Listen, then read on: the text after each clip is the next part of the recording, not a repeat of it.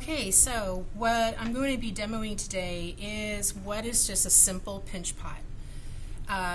Pinch pot, if you look on Wikipedia, is just using a ball of clay, using your fingertips and your hands to pinch and press to form a small bowl shape. So here's some examples of some very just simple little pinch pots that I've made in the past, that I've added like a foot to this one, which I will show you. Here's another one with a foot, has a cutout section. The foot's just a different color, and then inside.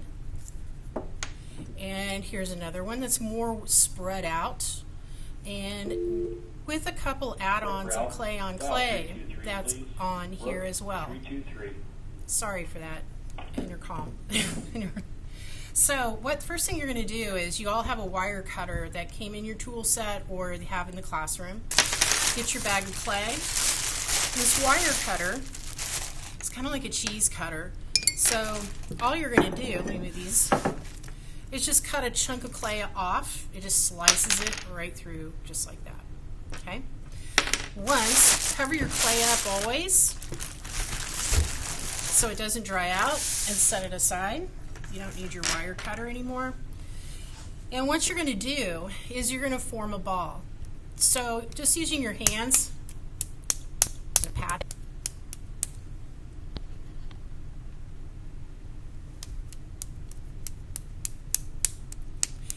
and turn until I get this nice shape. Does not have to be perfect. You don't have to have all the lines and whatnot taken out of it. So once I make it, I'm right-handed, so I'm going to use my thumb, go right in the middle. I'm going to press straight down, okay?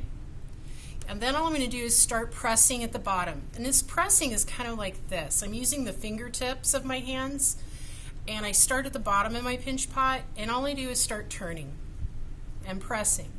I start at the bottom, I work my way to the top, go to the middle, go to the top, pardon me, and I just keep pressing and turning. And why I'm turning is so that my clay walls stay all the same thickness, meaning I want it to look nice and even all the way around.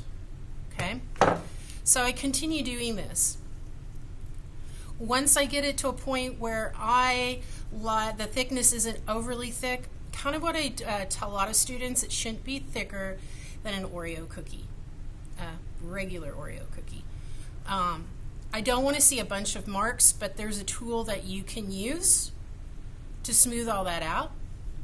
I go to the bottom of my pinch pot, I'm holding it with my left hand, and then I'm just using my thumb to press around that bottom to make sure it's not too thick at the base.